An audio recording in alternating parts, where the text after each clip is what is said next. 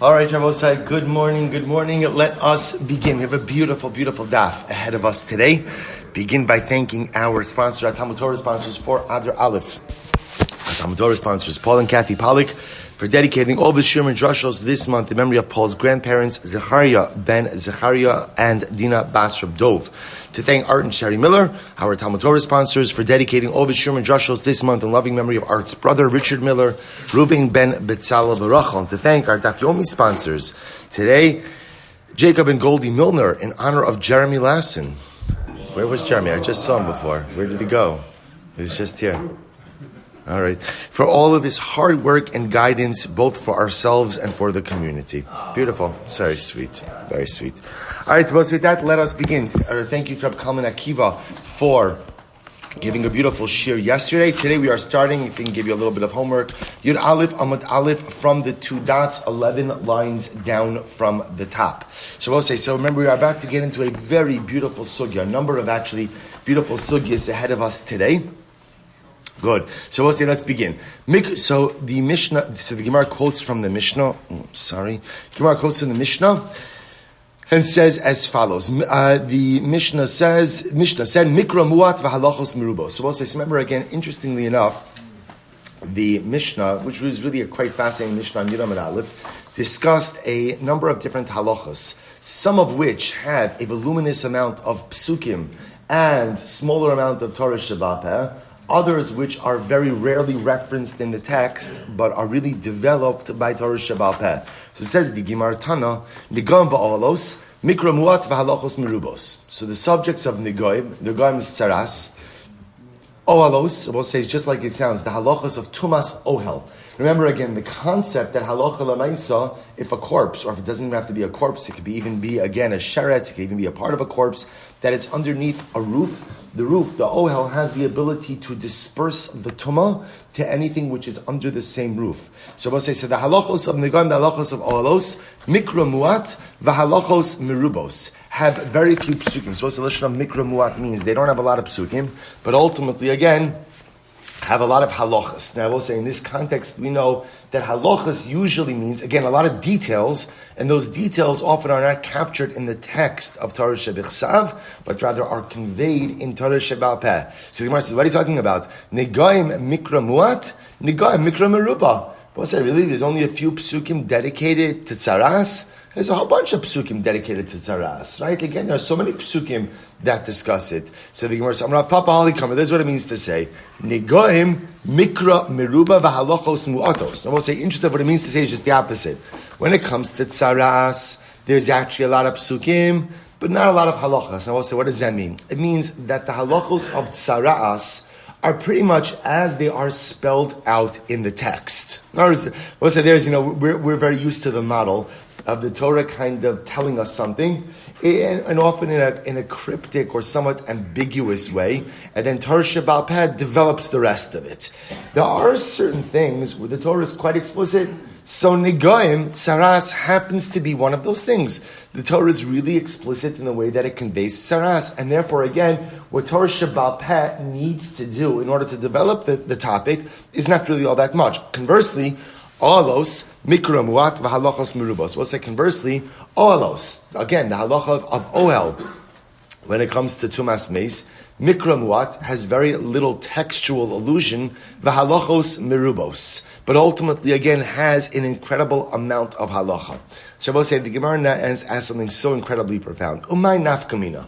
So I will say, what does it matter? Right? What does it matter? In other words, we're going through, the Mishnah spent all of this time discussing things. This one has a lot of psukim, not so much Torah Sheba'al Peh. This one has a lot of Torah Sheba'al Peh, not that much psukim. What does it matter? What does it matter? Well, so listen to how profound this is. It matters for the following reason.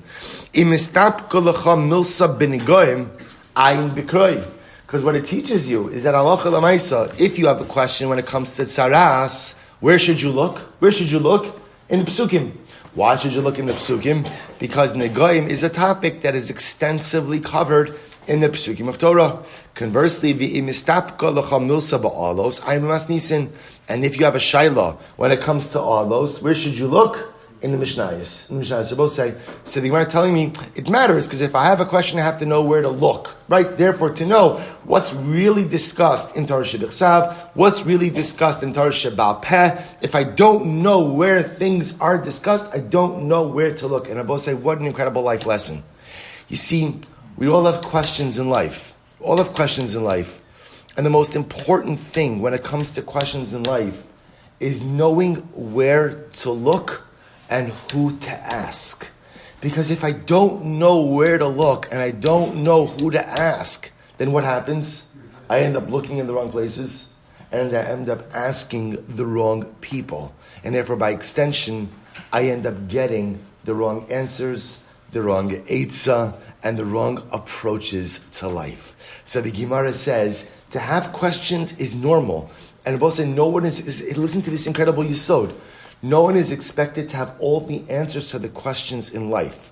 What I am expected to do is to figure out where to look or who to ask.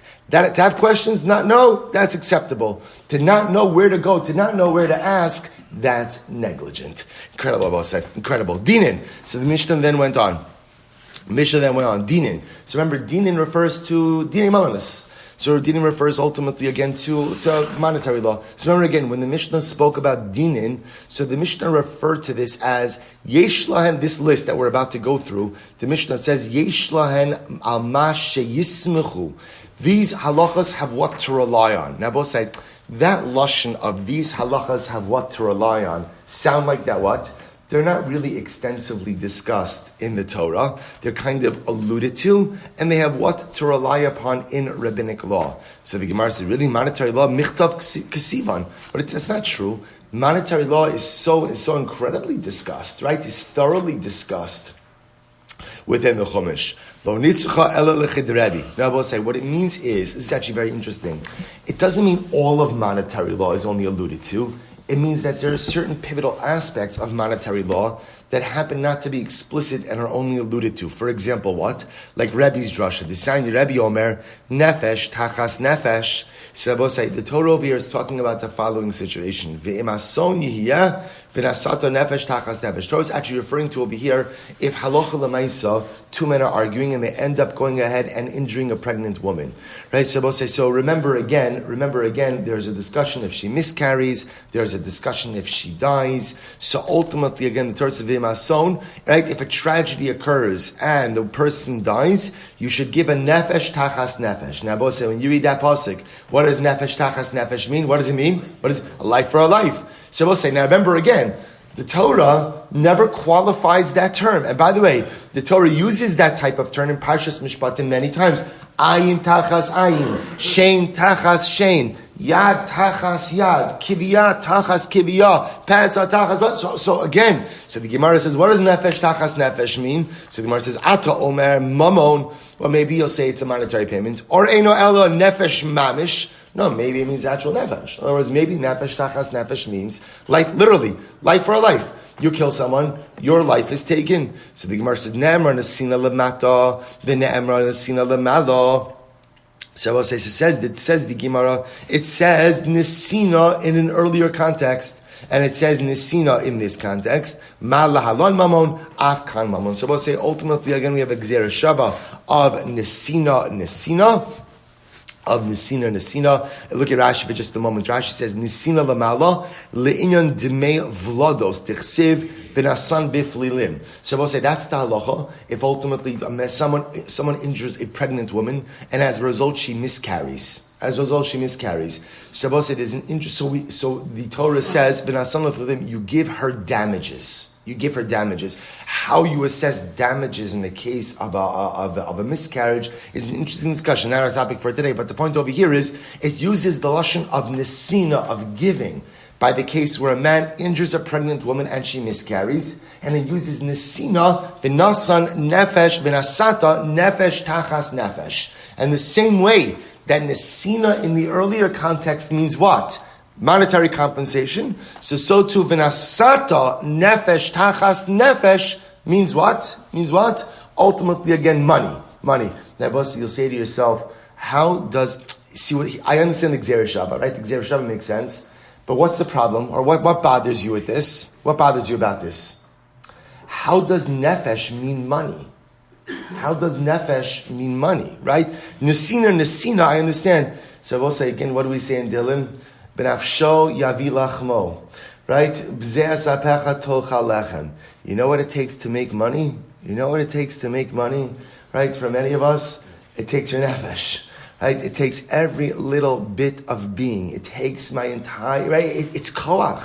I have to put my life force into earning a parnasa. So we have two things. So there's already a connection between nefesh and parnasa. Benafsho yavi lachmo, bezeh sapecha tochal lechem. The entirety of myself is put in to earning a parnasa.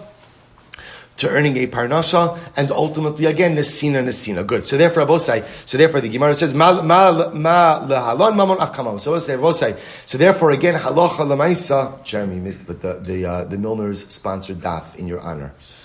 Shkoyach. Good. Mazel tov. I just want to know. I don't want people asking for refunds. It's not in case he didn't hear it, he didn't know about it. Okay, now you know about it. Good. So the Gemara says as follows. So remember again. Therefore, when the Torah says, when the Mishnah says that halacha l'maisa, that dinei mamanis are really learned out from Torah Shebal Peh, not from Torah Shebichsav, it turns out the Mishnah is referring to this one thing. The bulk of monetary law is actually quite explicit, but there are certain details. And I will say, by the way, this is not just a certain detail.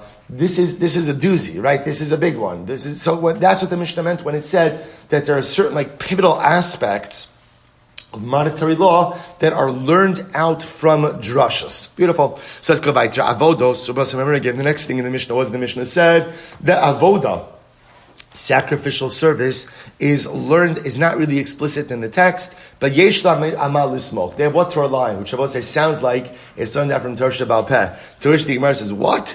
Michtav ksiva. I will say, Sefer Vayikra, it's every single detail one ever wanted to know about the avoda and more. How can you say that the details of sacrificial service are not explicit? Both say it's very interesting. There is a detail that is missing. What's the detail that's missing? The detail that's missing ultimately is the obligation of holacha. Rabbi say, remember again, we saw this. We actually did this a little bit in Yuma as well. The order of sacrificial service is shchita. What happens after shchita? Kabbalah, you receive the blood. Holacha, which means the taking of the blood to the mizbeach, and then zerika. Right? And then ultimately sprinkling it on the mizbeach. So listen to this, Rabbi Say. Disanya, because we learned in a brayso, Rabbi Say, here's what you're going to see is fascinating.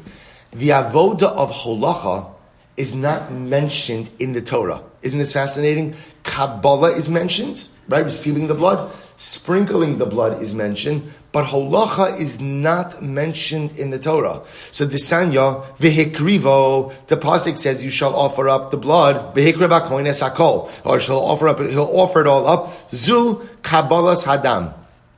This refers to Kabbalah.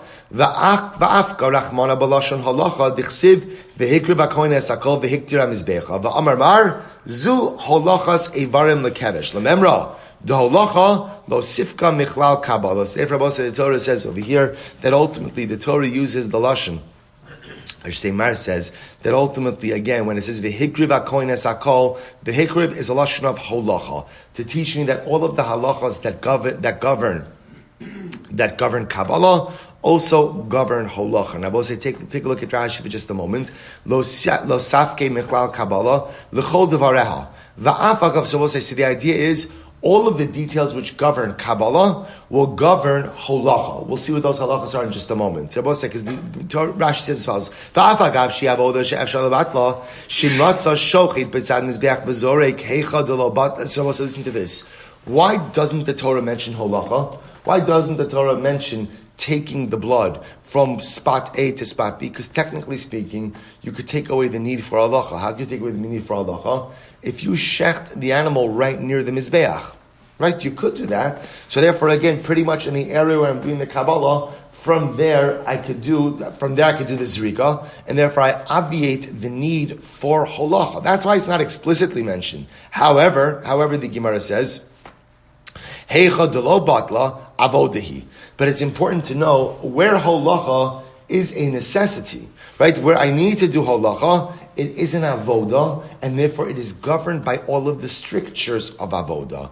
Umefaglin es akar b'machshavasa, utzricha kohen, ubigdei kohuna, upasa ba'onin v'yoshev v'ara. So therefore I will say all of the details which passel any other form of avoda. Namely, he has to be a kohen, he has to be wearing the bigdei kohuna, can't be an onin, can't be sitting, can't be someone who's uncircumcised. All of the things that would invalidate any other avoda, go ahead and invalidate holacha as well. Sefer Abosai, when the Mishnah says that there are aspects of avoda that are not explicit in the text, it's referring dafka to the dinim of holacha. Because holacha is not explicit, it's learned out, but it's governed by all the other details of sacrificial service. Incredible. Taros, so we'll say, what about the laws of Taros? So I will say the laws of ritual purity, to which the Gemara says, Michtav kasivan. It's not true, I don't know. The laws of Tum and Tar seem to be so explicit in the Torah. How can you say that it's not explicit?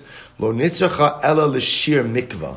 I will say this is fascinating. So, you know what's missing from the Torah? I will say, it's so fascinating in general. It's a fascinating exercise to see. Not exercise, it's fascinating just to think about. What are the things that HaKadosh Baruch Hu explicitly states? And what are the things that he leaves for us to discover through the halachic process? So the Gemara says, by the way, one of the things that's mentioned, that's absent from the psukim in the Torah is what? The shir of mikvah. Right? What's the shir of mikvah? How big does a mikvah have to be? The lo ksiva. We'll say, isn't this incredible? Or, we'll say, it's not an exaggeration to say that almost all of Yiddishkeit depends on the mikvah. Right? If you think about this for just a moment, right? A person wants to convert, you need a mikvah. A person wants to raise a family, bikdusha b'tara, need a mikvah. A person wants to transition from tumah to tara, need a mikvah. So I can't build my family in tara without taras hamishpacha. I need a mikvah. I can't build my people, gerim, without a mikvah. You need a mikvah for everything. And yet again, interestingly enough, how big is the mikvah?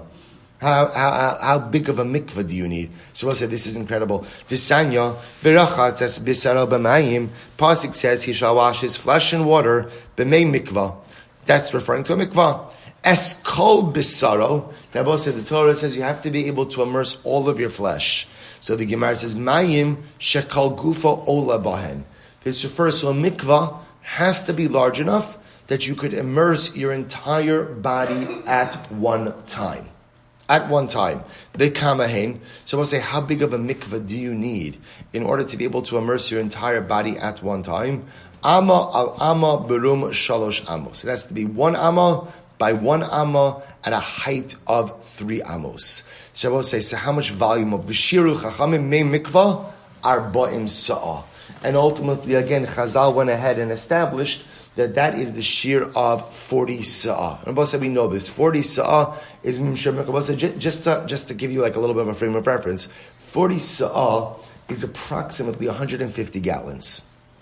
So 150 gallons would be the minimum shear of a mikvah. Because the assumption is that's the amount of water that a generally sized person needs in order to be able to immerse their entire body comfortably. 150 gallons. We'll say most mikvahs, of course, are more than that. Much more than that. But Lamaisa, that's the minimum shear. So we'll say, so therefore again, when the Mishnah says that halacha Lamaisa, the laws of Taras are not explicit in the text, again, what you see there's a theme developing. The Mishnah is saying that there are crucial pieces of information in each of these topics that amazingly enough is not in the text, but rather is learned out from Torah Shabbat. Incredible. Let's go weiter. Says the Gemara Timeus. So we'll say Tumah. The laws of Tumah is also, the Mishnah said, not really explicit in the text. Once again, Michtav Ksivi Kasivan. To which again the Gemara says, really? We spend so much time about Tumah in the Torah. How can you say it's not explicit in the text? So we'll say, now watch this. Because we'll say there is one important detail that is actually not explicit in the text, which is that even a sheretz, or even a small piece of sheretz, a lentil-sized piece of sheretz, has the ability to convey tumah. That detail is not mentioned in the Torah. To which the Gemara says, "Disanya bohem." The pasuk says Torah is talking about all of the laws of shratzim. It says, Bahem, b'mayim, so anything that comes in contact, bahem. So the Gemara, kol hanogea bahem, whatever touches them. Now, both saying, here's what's interesting. Bahem yachal bekulan. I might have thought, to say the lashon of bahem sounds like, in order to contract tuma from a sheretz, what do you have to do? You have to touch an entire sheretz, an intact sheretz. Talmud lomar mehem. Both say, what does mehem mean? Mehem means from them. From them sounds like what? I don't need a whole sheretz, but what? A piece of sheretz. Shtik sheretz, right? A little piece of sheretz. That's all I need. Yachol b'miktsas. So you might have thought, therefore, all you need is a little piece of sheretz. Talmud lomar bohem. So we'll see, hear what's going on over here? So exciting. Who could have thought shratzim would be so exciting? Now let's say, so now listen to this. So we'll say, so we have conflicting words. Bohem, mehem. Bohem makes it sound like in order to contract tumah from a sheretz, I need to touch a sheretz in its entirety. Mehem sounds like, again, I only have to touch part of a sheretz. So which one is it? Ha-ketzad, ad shiagia b'miktsasa shikakulo. Ultimately, we'll say, you only contract tumah if you touch a minimum part of a sheretz, minimum piece of a sheretz, that's like a whole sheretz. We'll say, what does that mean? So shiru chachamim ki b'chadasha.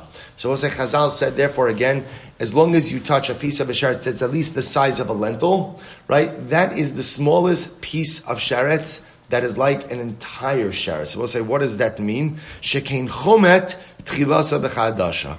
We'll say, apparently there's a sheretz called the chomet. What is the chomet? Well, so if you look at Rashi says something interesting. Chomet is Omer Ani, Shumin Sheretz, Shekorin Limga, Hagoda Beklipa, Haholechas Uma'ageles, Tamid Kol Kamashgalas. So we'll say, Rashi seems to sound like it's a crawling creature that rolls around in a shell. So it sounds like what? It sounds like a snail. A snail of some sort. So apparently this chamat is a tiny little sheretz, and it's the size of a lentil. So I will say, so a lentil is the size of a sheretz that represents a whole sheretz. So therefore, what essentially Chazal said is like this. The way to reconcile mehem and bahem is, you can become tameh if you touch a piece of a sheretz, as long as that piece is what? As big as a potential whole sheretz. What's the smallest whole sheretz that apparently exists? The chamat. And how big is the chamat?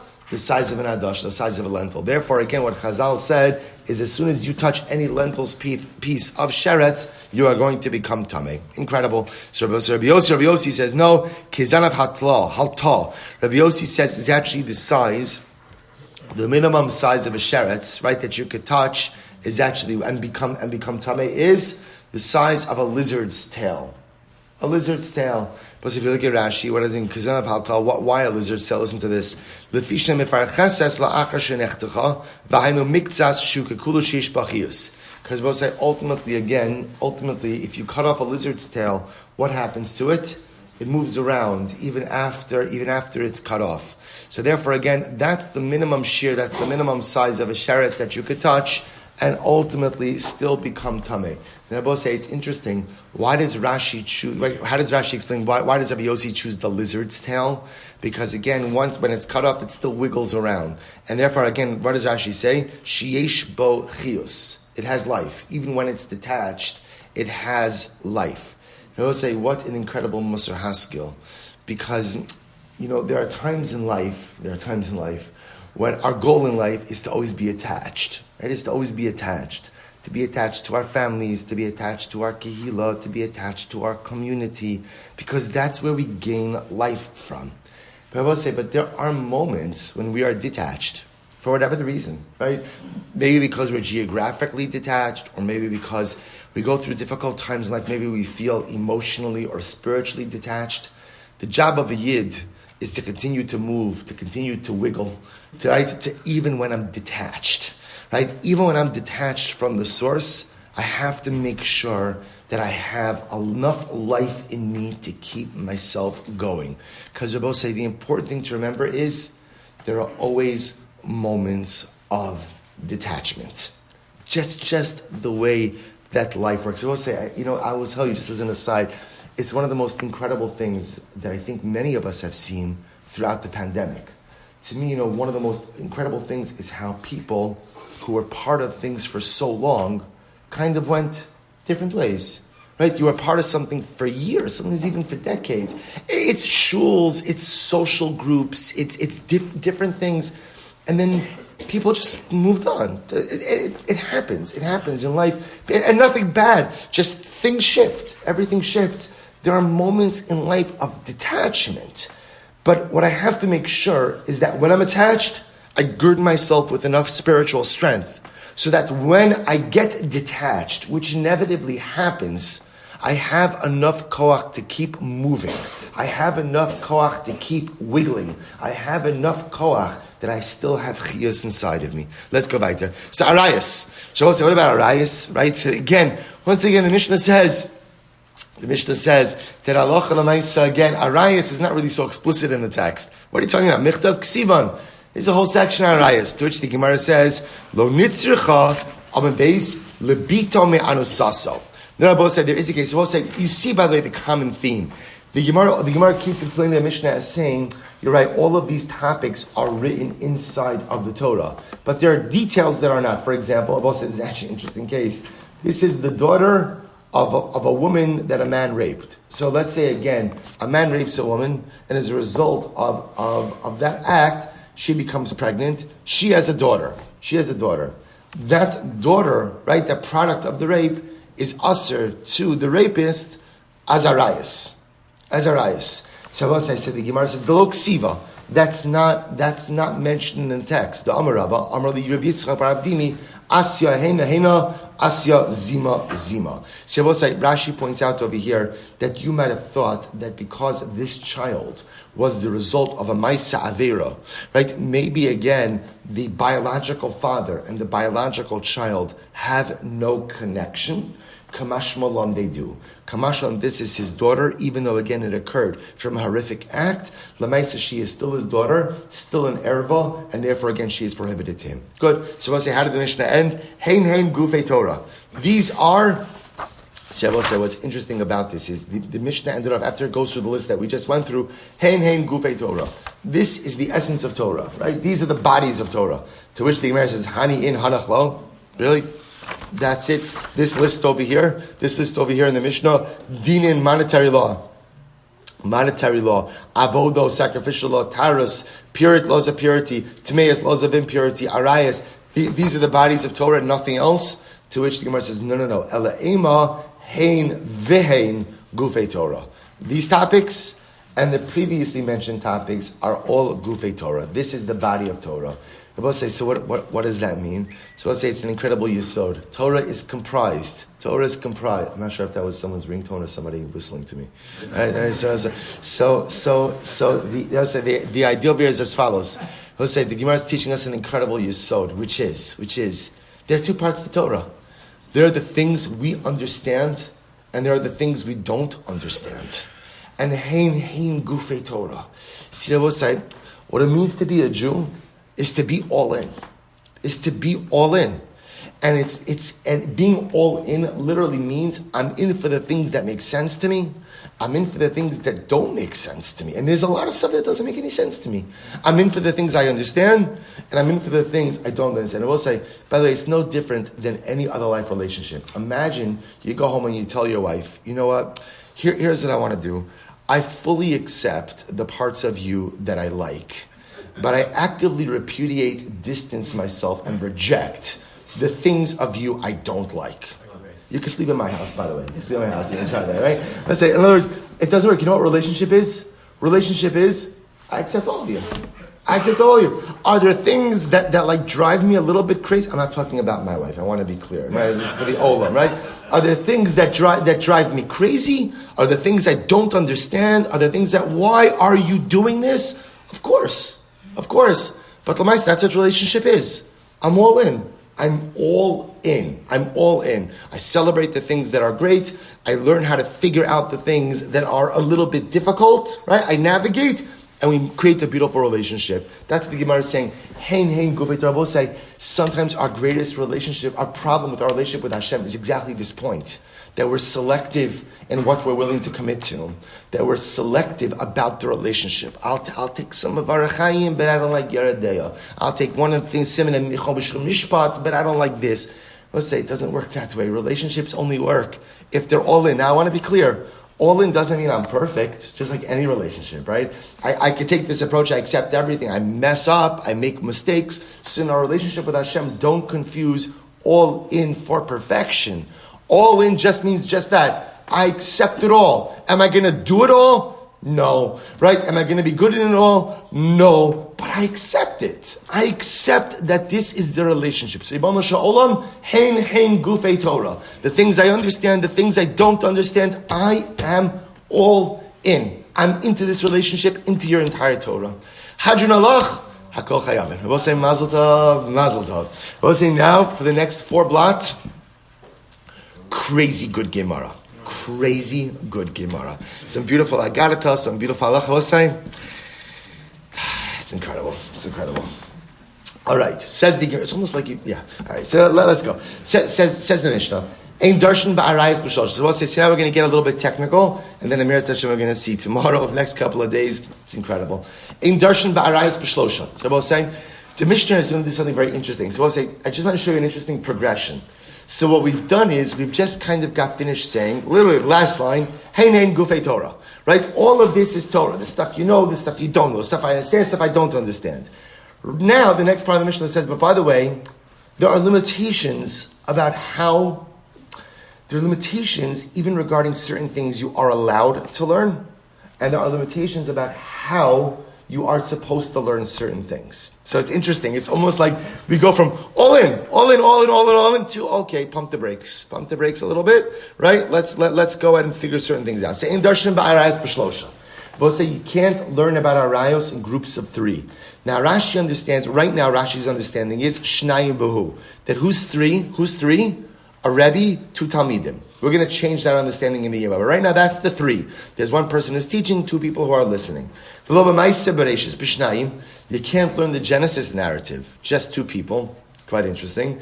We're going to define all of it. So, we'll see you can't learn the Ma'aseh Merkava. Now, we're going to get into this. That Ma'aseh Merkava is a big machlokes what Ma'aseh Merkava is. For our purposes, let's go just with the approach that Ma'aseh Merkava represents the prophetic vision of Yecheskel HaNavi.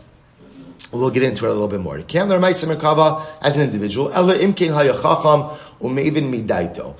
of course, you're a chacham and you understand certain things intuitively. Okay. Again, we'll define what all of this means. We'll say, if you spend time focusing on certain things, specifically these 4 things, it would have been better had you never been created. Wow. What are those things? Malamala, malamata. So we'll say, again, we're going to see an incredible machlokas about this as well. What is above and what is below? Malifnim umala achar. What is before and what is after? Now we'll say, now Rashi says over here, malamala, mirakia sharashachayas, umalamata mehen. So Rashi understands malamala, malamata, both refer to upwards, right? It's pondering what's on the different levels of the celestial sphere.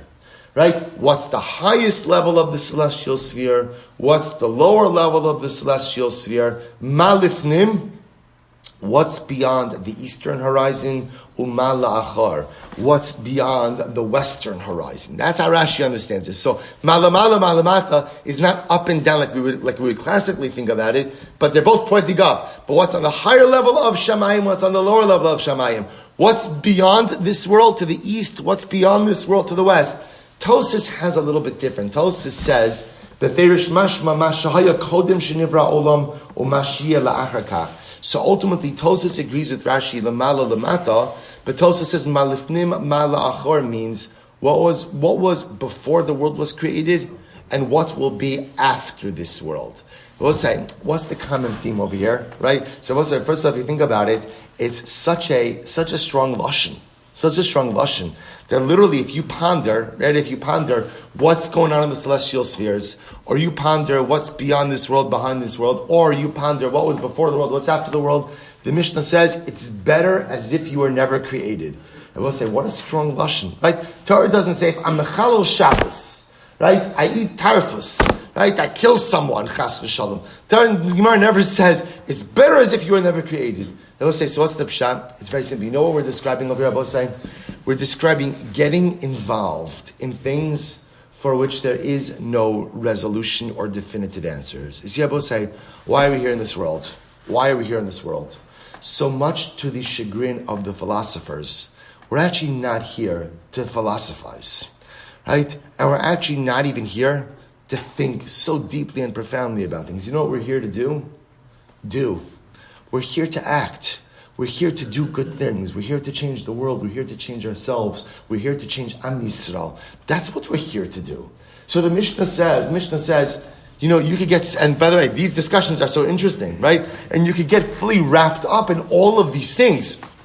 What's in Shamayim? What's happening in Shamayim? What's before the world? What's after the world? And you could spend an entire lifetime philosophizing and pondering and thinking and this. And what is it when it says Roi lo kilu lo bali olam? It's not a punishment. It's not a punishment. It's saying you're going to waste your life and you're going to live your life pondering and thinking. And it's as if you were never created. Why is it as if you were never created? Because I will say we were put here to do. We were put here to act. We were put here to perform, not to ponder. So a person's, but again, these are interesting stuff. It's so easy to get caught up in this stuff. And if you get caught up in it, you'll spend a lifetime of pondering and philosophizing, which is nice, but it's as if you never even existed. Because a life without dynamic activity, a life without mass and without action, is as if a person lived no life at all. So the Gemara goes right, the Mishnah goes right, and ever anyone who is not careful with the dignity of his creator, it's as if, right, it's as if he was never created, or it would have been better had he never been created. So we'll say, you see from this Mishnah, by the way, look at what this parak's going to be, right? And I'll say, well, look at the journey ahead of us. So let's go weiter. So I'll say, let's get through some of the technical details. Amrit bereisha lo merkav b'yachid v'hadar amrit ela imkin hayachachim mevim midaito. So I'll say the first thing the Gemara says is the Mishnah is contradictory because the Mishnah says we don't learn ma'aseh merkava, right? The prophetic vision of Yecheskel as an individual. Biyachid, and then it says, but you can't, if you're wise, you could do it. So which one is it? Can you learn it? Can't you learn it? Halchi kamar. Ein darshan barayos lishlosha. So we'll say the Brisa changes something very important. Number one, we don't darshan arayos, the laws of immorality, lishlosha. We'll say lishlosha means what? Lishlosha, to a group of three. Now we'll say, if you're not darshaning to a group of three, how many people are in the group?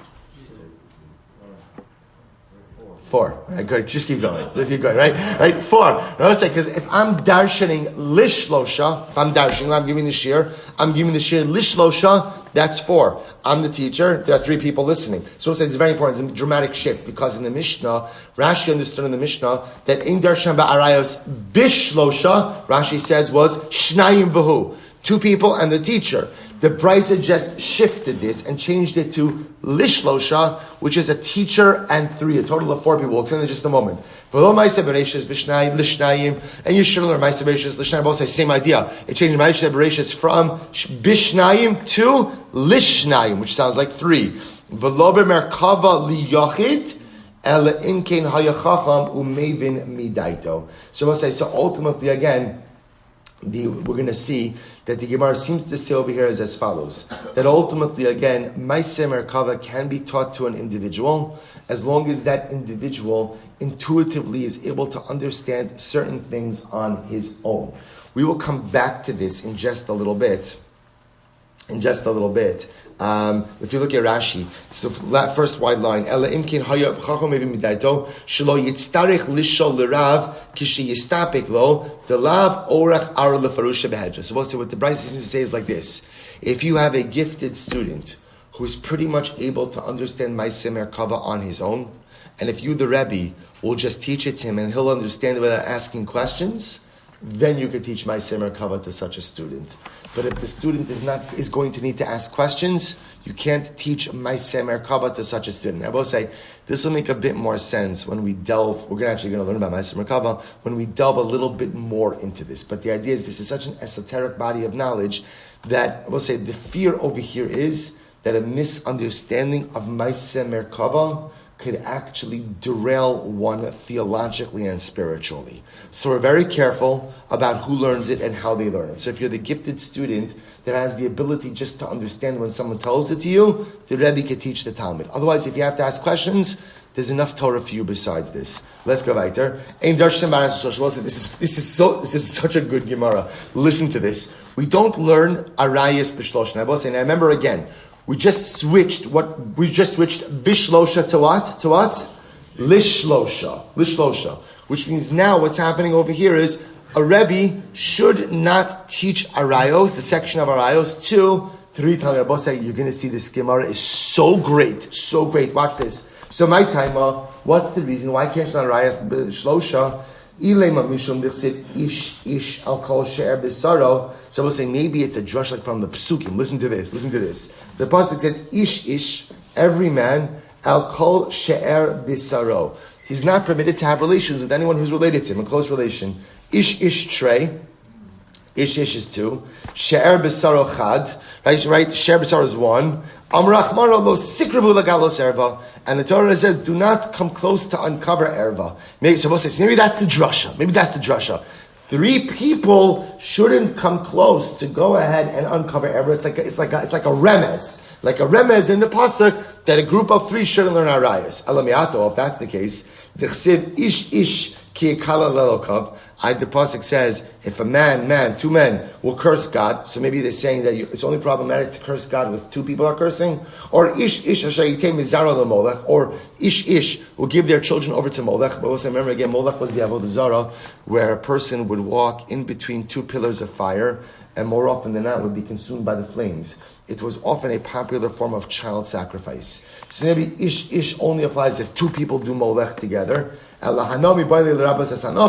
Shem was heard al Birchas Hashem ba'al avodah zarah ki Yisrael. Rabbi say no. Ish by avodah zarah and ish by cursing God actually teach us that even Gentiles, right, even Bnei Noach are prohibited to curse God and are prohibited to engage in idolatry.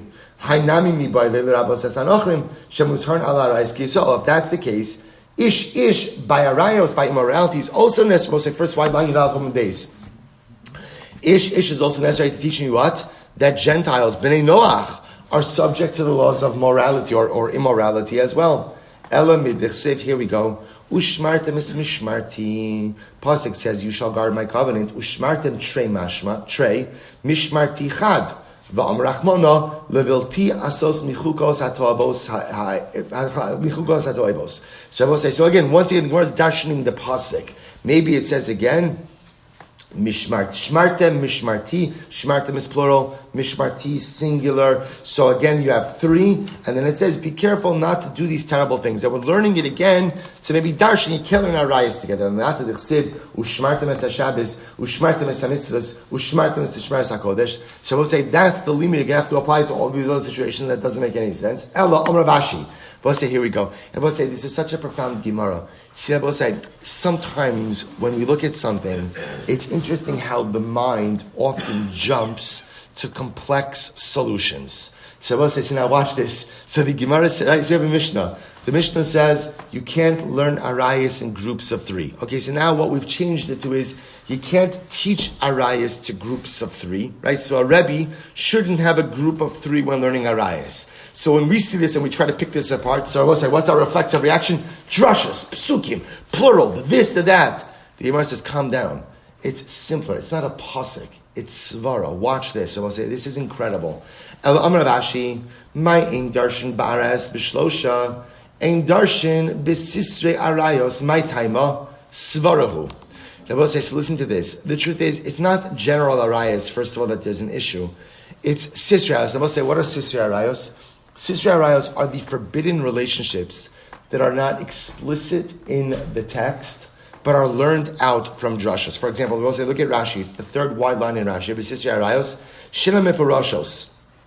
These are arayos that are not explicit. Kigon, bitome anosaso, but we just learned this last parak. The daughter of a woman whom a man violates, right? That's not explicit, it's learned that. Or aim chamov, aim chamoso, or your mother-in-law's mother, right? Or your father-in-law's mother. These are examples of arayos that are not explicit. Sisrei arayos. But listen to how great this is. So therefore, again, the Gemara is suggesting when we say that halacha lamaisa, you can't learn arayos in groups of 3, it's referring to non-explicit. So say, watch this. So here's the problem. Svaro, here we go.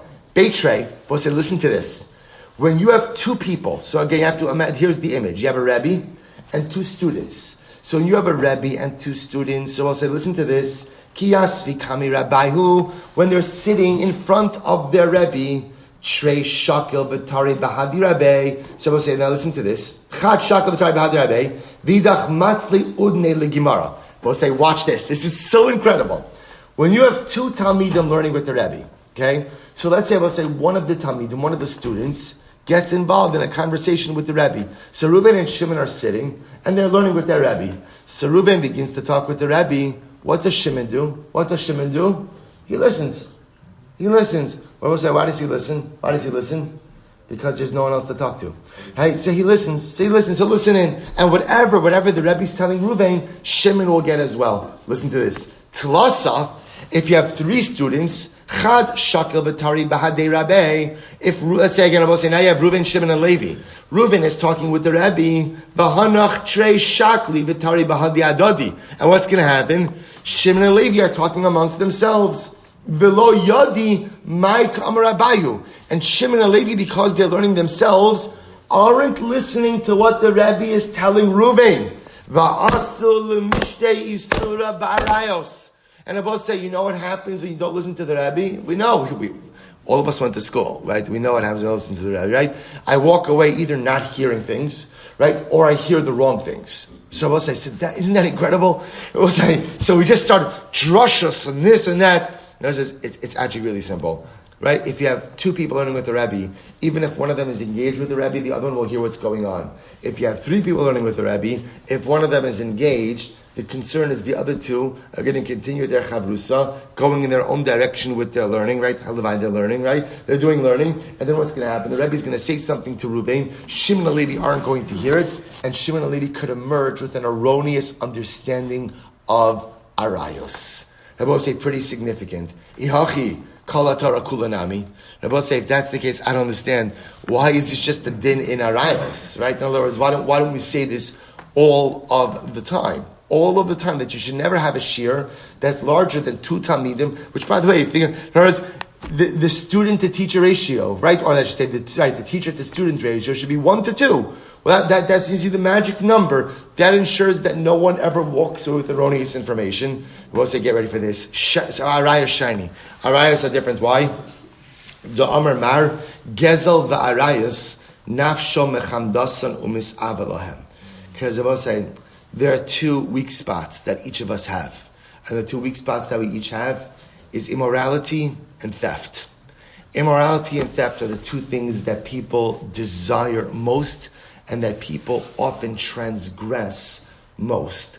I will say, if you think about this, what a profound, overwhelmingly profound Gemara. Gezel and arayos. This is what people want. So the Gemara says, Ihachi, Gezel Nami. Okay, so why don't I say Abu Sabiyat? The Mishnah doesn't say that, right? The Mishnah just says arayos. It doesn't say Gezel, right? It doesn't make any mention of that. It doesn't say you can't learn the laws of Gezel in groups of only 2 with a Rebbe. We'll say, get ready for this. This is so overwhelming. So the Gemara says, arayos, bein b'fanav, shelo b'fanav. I will say, people yearn for immorality, whether immorality is in front of you or not in front of you. There is an innate desire to engage in immoral conduct, whether the opportunity is in front of me or not. Gezel b'fanav nafish yitzrei, shelo b'fanav lo nafish yitzrei. When it comes to theft is really only a temptation when the opportunity is in front of me. When the opportunity is not in front of me, ultimately, again, the desire is not there. Immorality, I will say something amazing. Immorality, the desire for immorality, the desire for illicit things, that burns inside of me, whether the opportunity is in front of me or not. Therefore, I will say again, for the Gemara purposes, halacha l'maisa, the Mishnah says, you can't learn arayas in groups of more than 2 and a Rebbe. That's what it turns out, more than 2 and a Rebbe. I have a concern again that if there's 3 or more, people will emerge with misunderstandings. But again, not all arayas, only again specifically the arayas that are not explicit in the text, but the ones that are learned out from nuanced understanding. I'll just point out over here, a Gemara like this is pretty overwhelming. I will say, when you hear Chazal say, Gezel v'arayos nafshom nechamdasan, that Gezel and arayos, a person desires. I will say, which people desire Gezel and arayos? Which people? Everyone. It's nafshom nechamdasan, the nefesh desire. I will say, it's so incredible how Chazal were on top in understanding of human nature. People are people. People are people. And if there are things that we want, right? We want immorality. People, human beings, inherently, just innately, want immoral things, and we also want things that are not our own. Which I will say, often those two things kind of intersect, because immorality often kind of goes into the area of wanting things that are not mine. But I will say, it's an incredible idea to learn a Gemara like this, because I will say, sometimes people see a Gemara like that, and they think to themselves, that's not me. That's not me. Those fires don't burn as brightly inside of me, or that's not really my taiva. I will say it's everyone's taiva all of the time. And like the Mishnah says, Al tamin ba'atzmacha ad yom mosecha. Do not believe in yourself until the day that you die. Do not believe that you are beyond any act or any ever. I will say it's so important to be self-aware in this way. Pretty much, given the opportunity, any of us could potentially do anything. Put the right set of circumstances, put the right opportunity in front of us, and we're pious. We're all pious. We're all good. We learn daf every single day. What Baruch Baruch ask of a Jew, and maybe to chazer it afterwards. I'm saying, but we do the right thing. Even if you do the right thing, day in and day out. Chazal expressed this concept in so many ways. There are no guardians, no guardianship for immorality. Do not believe me. So say, we always have to live life with our guard up. Because the truth is, nothing is beyond us. And that's not a knock. That's not a knock on who we are. We're great. But great people know their weaknesses. And great people know their Achilles heel. And Chazal tell us, man, especially men, have a natural desire for immorality. And have a natural desire. See, sometimes when that desire comes up inside of us, we think that it represents something that's broken inside of us. It's not that it's broken. We're just human beings. Our job, I will say, and it's so important. We think like, what did I do wrong? I looked at this, or I desire this. How could I be thinking these things? It's natural. It's not. The shaila in life is, what do we do to control it? And what do we do to overcome it? What do we do to ensure that at the end of the day, we don't fall prey? See, I both say, it's one thing to desire something wholly different to act on it. Sometimes I can't initially control what I desire, but I can absolutely control what I choose to act on and where I choose to exercise restraint. And I both say, this goes back to the Mishnah. That's why the Mishnah says, those who go ahead and spend their time wondering what's happening in the celestial sphere over here, the Mishnah says, do me a favor, buddy. Don't worry about, not exact quote, but you understand. Don't worry about what's happening in the celestial sphere, right? Why don't you worry about your desires for immorality and theft and figure out how to create life strategies to allow you to handle that? That's much more important than what's going on in Shamayim. But I will say, a beautiful Gemara, because it affirms and accepts our humanity. I say there's a beautiful, this I'll end, I'll really end. The Katzker says, Anshe Kodesh Tiyuni, Basar Basode Trefalo Sochelon. Literally again, Anshe Kodesh Yuni, be holy men, Anshe Kodesh. The Katzker says, HaKadosh Baruch Hu does not need us to be Malachim. Katzker says, Yesh la Kadosh Baruch Hu Malachim dai v'hoser. Hashem has plenty of Malachim. He doesn't need any more Malachim. You know what he needs? He needs a few good men. A few good men. Not the one with Tom Cruise, right? I'm just saying, right? He needs a few good men, right? He needs Anshe Kodesh, right? He needs men who know how to be holy. He needs men, ultimately, again, who know how to live a life of Kiddusha. He needs men who know their struggles, but figure out the strategies to manage them. All right, what's the for today? Shkoyach.